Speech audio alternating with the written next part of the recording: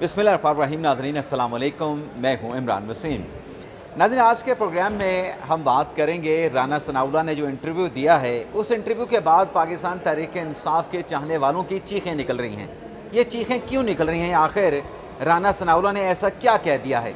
हमारे साथ सीनियर सहाफ़ी जानज़ेब अब्बासी भी मौजूद हैं, उनसे जानने की कोशिश करेंगे और मेरा इस पर जो तज्ज़िया है, मेरी जो इनपुट है वो भी आपके साथ हम डिस्कस करेंगे। तो जानज़ेब अब्बासी साहब, बहुत बहुत शुक्रिया।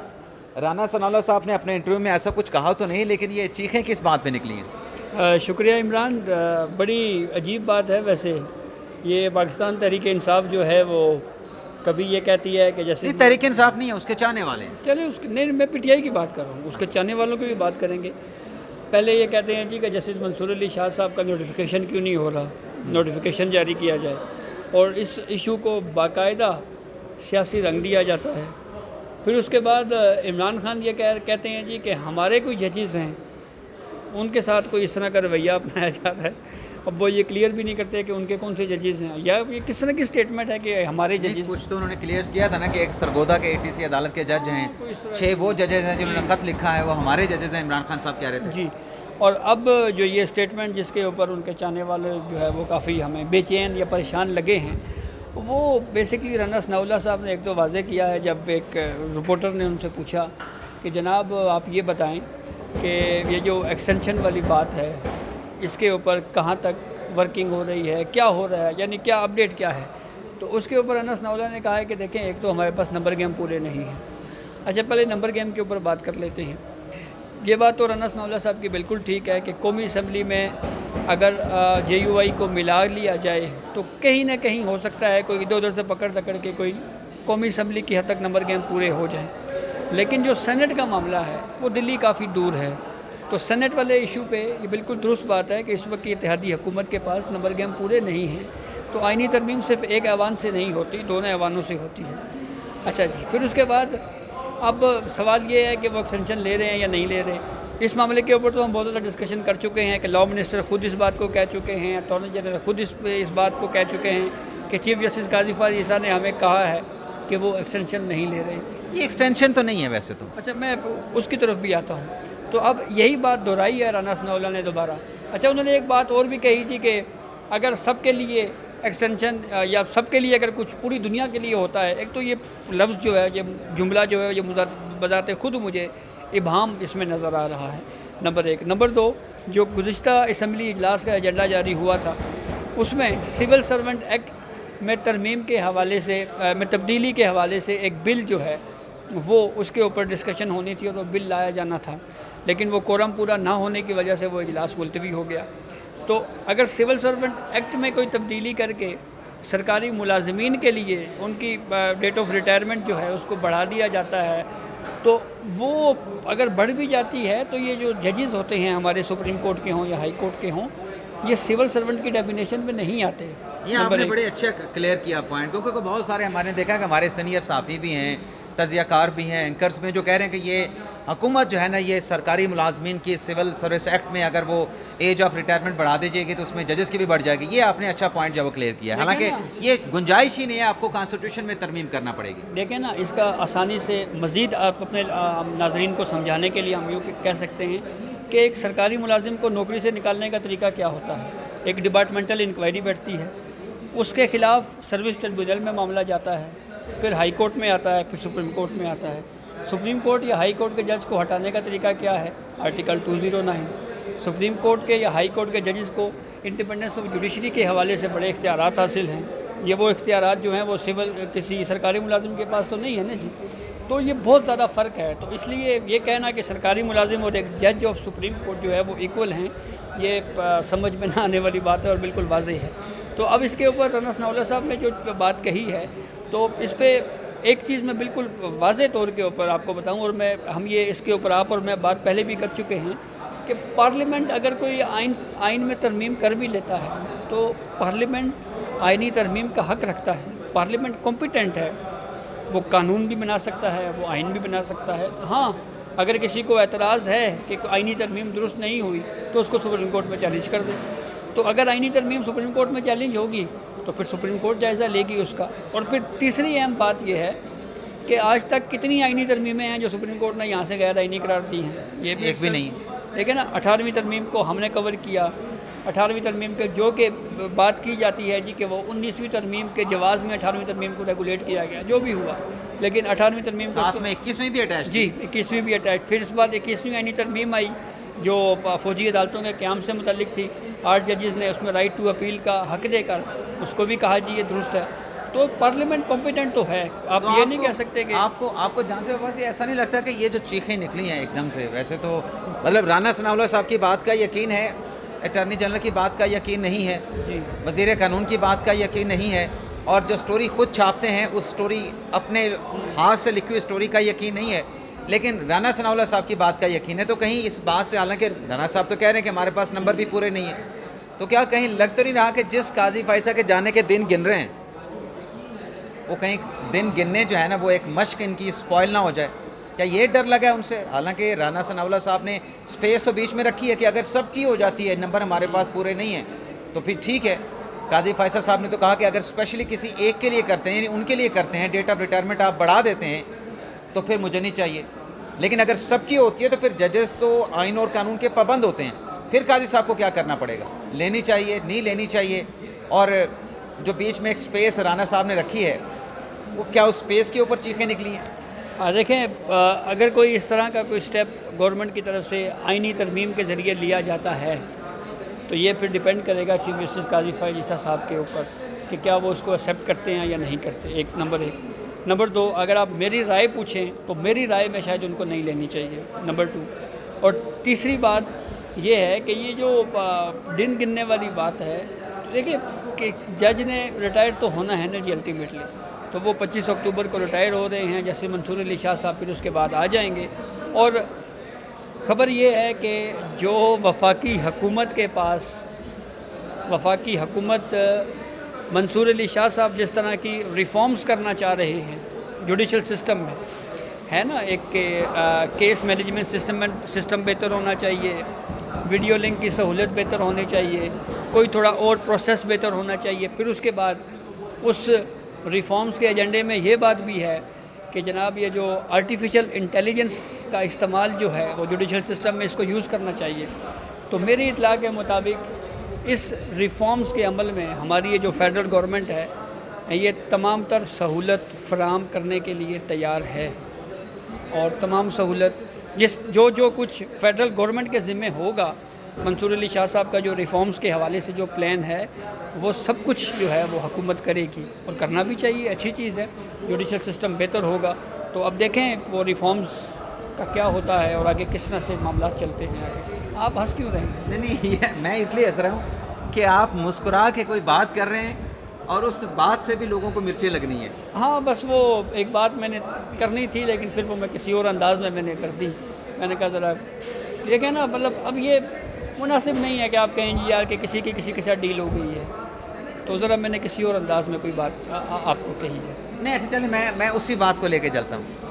اب کہتے ہیں جی منصور علی شاہ صاحب جو ہیں، جو پی ٹی آئی کے لوگ کہتے ہیں کہ دسمبر تک حکومت گھر چلی جائے گی، اور عمران خان صاحب نے بھی کہا کہ قاضی فائصہ جائیں گے 4 حلقے کھل جائیں گے، تو منصور علی شاہ صاحب کو تو پھر یہ خود ہی ان کی کریڈیبلٹی کے اوپر، ان کی ساکھ پہ جو ہے وہ جو بیانات دیے جا رہے ہیں کہ حکومت بھی نہیں رہے گی، 4 حلقے بھی کھل جائیں گے، نیا الیکشن ہو جائے گا، تو پھر یہ تو منصور علی شاہ صاحب کی کریڈیبلٹی کا کیا بنے گا؟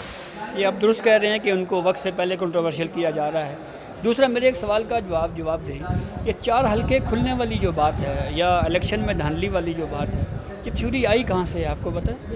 یہ تو پرانی ہے نا، 2013 کے الیکشن سے۔ نا، یہ ہمارے ایک سپریم کورٹ کے جج صاحب ہیں، ان کا نام ہے جسٹس اطہر من اللہ صاحب۔ اچھا جسٹس اطہر من اللہ صاحب نے ایک کیس کی سماعت کے دوران یہ کہہ دیا تھا کہ میرے نزدیک جو سب سے امپورٹنٹ اس وقت ایشو ہے وہ ہے یہ جو حالیہ 2024 کے الیکشن ہیں، ان الیکشنز میں جو دھاندلی ہوئی ہے، وہ آرٹیکل 184(3) کے تحت جو پٹیشن سپریم کورٹ میں آئی ہوئی ہے، اس پٹیشن کو ہمیں ٹیک اپ کرنا چاہیے۔ تو پھر اس کے اوپر ایک جگہ کے اوپر چیف جسٹس قاضی فائز عیسیٰ نے ایک آبزرویشن دی تھی، اور وہ آبزرویشن انہوں نے یہ دی تھی کہ جب جمہوریت آتی ہے نا تو ہم چھریاں نکال لیتے ہیں، بیسیکلی کہ پارلیمنٹ کو پھر عدلیہ ویک کرتی ہے، لیکن جب امریت آتی ہے کوئی لا منسٹر بن جاتا ہے، کوئی اٹارنی جنرل بن جاتا ہے اور کوئی کسی صوبے میں جا کے وزیر بن جاتا ہے. تو اس بات کے اوپر پھر کافی شور پڑا کہ یہ صوبائی وزیر بننے والی بات چیف جسٹس قاضی فائز صاحب نے کیوں کہی. کیوں کی تھی ویسے؟ بس وہ بعد میں آ کے انہوں نے خیر وہ بات الفاظ واپس لے لیے تھے اور کہہ دیا تھا کہ وہ میں واپس لیتا ہوں. کنہوں نے واپس لے لی؟ چیف جسٹس قاضی فائز صاحب نے. وہ اس سینس میں تھا نا کہ اٹارنی جنرل اس وقت مخدوم علی خان صاحب تھے نا. ہاں ہاں. وہ انہوں نے کہا جی کہ یہ بات میں یہ الفاظ واپس لیتا ہوں. تو یہ ٹھیک ہے نا، کوئی یار وفاقی کوئی وزیر بن جاتا ہے کسی صوبے کا، کوئی جناب اٹارنی جنرل بن جاتا ہے. وہ بھی اگر اس کی وضاحت کر دے کہ میں وزیر کیوں بنا تھا، اس نے بھی تو پھر وضاحت کر دی تھی نا. اگر قاضی صاحب نے تو اگر نہیں کوئی نہیں کی. انہوں نے کون سی وضاحت؟ امریکہ جا کے کی ہے نا. اچھا نہیں، میں نے نہیں سنا کیا کہا انہوں نے امریکہ جا کے. دیکھیں بندے مشرف اسلام بھی تو ہو جاتے ہیں نا بعد میں کہ اب آئین اور قانون کی بالادستی ہونی چاہیے. اچھا یہ بتائیں، چلیں اسی پہ آ جاتے ہیں. اب آپ نے چھیڑ دیا، جب آپ کسی اور جگہ پہ بیٹھے تھے اور بڑے عہدے پہ بیٹھے تھے، عمران خان صاحب کی حکومت تھی، تب تو آپ تمام معاملات پارلیمنٹ کو ریفر کرتے تھے کہ بھی یہ آپ عدالتوں کو ان معاملات میں نہ گھسیٹیں، ہم اس سیاسی ایشو میں نہیں پڑیں گے. اب وہ خیالات میں تبدیلی کیوں دیکھنے کو ملتی ہے کہ پارلیمنٹ کو چیزیں ریفر کرنے کے بجائے آپ کوئی ریلیف ایسا کریٹ کریں کہ 2 ججز بھی کہیں کہ یہ ریلیف کریٹ کیا گیا ہے. تو اس سوچ میں آپ کو کیوں فرق نظر آتا ہے؟ شاید عمران یہ پاپولرزم ہے، یا آپ یہ کہہ لیں کہ اس کو پتہ نہیں کیا نام دیا جا سکتا ہے. لیکن آپ کی یہ بات درست ہے. میں بلکہ آپ کو نام دے دیتا ہوں. جسٹس منصور علی شاہ صاحب کے حوالے سے میں آپ کو بتاؤں کہ ان کے پارلیمنٹ کی بالادستی. ہم جسٹس منصور علی شاہ کی بات نہیں کر رہے تھے، یہ بھی کلیئر کر دیں. میں ویسے آپ کو ایک مثال دے رہا ہوں. وہ مجھے پتا ہے، مجھے بھی پتا ہے کہ میں نے کیا کہا تمہیں سمجھ آ گئی. تم جو کہہ رہے ہو مجھے بھی سمجھ آ گئی. لیکن میں نے کلیئر کیا تاکہ جو سمجھنے والے ہیں ان کو پتہ چلے کہ میں جو بات کر رہا تھا وہ جسٹس منصور علی شاہ کے نہیں کر رہا تھا. اور میں آپ کو بالکل یقین سے کہہ سکتا ہوں کہ وہ جو آپ بات کر رہے تھے وہ جسٹس اطہر صاحب کے حوالے سے نہیں ہوگی. اچھا اب میں آتا ہوں جسٹس منصور صاحب کے حوالے سے. جسٹس منصور صاحب کے حوالے سے میں یہ کہہ رہا تھا کہ جتنے بھی ججمنٹس اس سے پہلے جسٹس منصور علی شاہ صاحب نے دیے ہیں وہ ججمنٹس جو ہیں وہ پارلیمنٹ کی بالادستی کے لیے ہیں. ایک ججمنٹ جس کے اوپر ہم نے کرٹیسائز کیا وہ تھا جنرل باجوہ کی ایکسٹینشن والا معاملہ کہ آپ نے 6 مہینے کا جو گیپ دے دیا کنٹینیو کرنے کے لیے، وہ اختیار سپریم کورٹ نے اپنے اس ججمنٹ میں کہاں سے لیا، وہ ایک کوشچن تھا جس کے اوپر ہم نے ججمنٹ کو کرٹیسائز کیا. ادروائز جسٹس منصور علی شاہ صاحب کے مخصوص نشستوں کے علاوہ جو فیصلے ہیں وہ پارلیمنٹ کی بالادستی کو بالکل کلیئر کٹ تسلیم کر رہے ہیں، جھلکتے ہیں. لیکن یہاں پہ آ کے جسٹس منصور علی شاہ صاحب بھی جو ہے وہ آؤٹ آف باکس چلے گئے.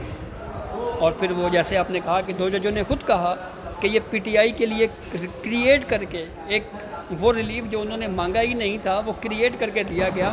اور یہیں پہ سٹاپ، ریلیف کریٹ کیا گیا. اچھا اس میں پھر بات آتی ہے نا جانسر عباسی صاحب کہ یہ 187 کے تحت ریلیف دیا گیا ہے. اب 187 کے اوپر آخری ہم پروگرام پہ بات کر کے اس کو کلوز کرتے ہیں. 187 میں اختیار ہے سپریم کورٹ کے پاس، وسیع اختیارات ہے کہ آپ کمپلیٹ جسٹس کر سکتے ہیں، انصاف کر سکتے ہیں. اگر انصاف کہیں سے نہیں ملا، آپ کو نظر آ رہا ہے کہ یہ کیس کے فیکٹ یہ ہیں، تو آپ اس میں 187 میں جا سکتے ہیں.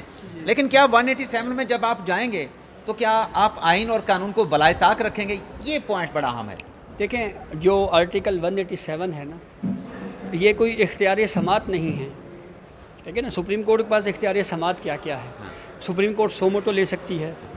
سپریم کورٹ ایڈوائزری جورسڈکشن، کوئی صدر کی جانب سے کوئی ایشو ہو، کوئی سوال بھجوائے کہ ہمیں اس سوال کے اوپر جو ہے وہ آپ کی رائے چاہیے، وہ کر سکتی ہے.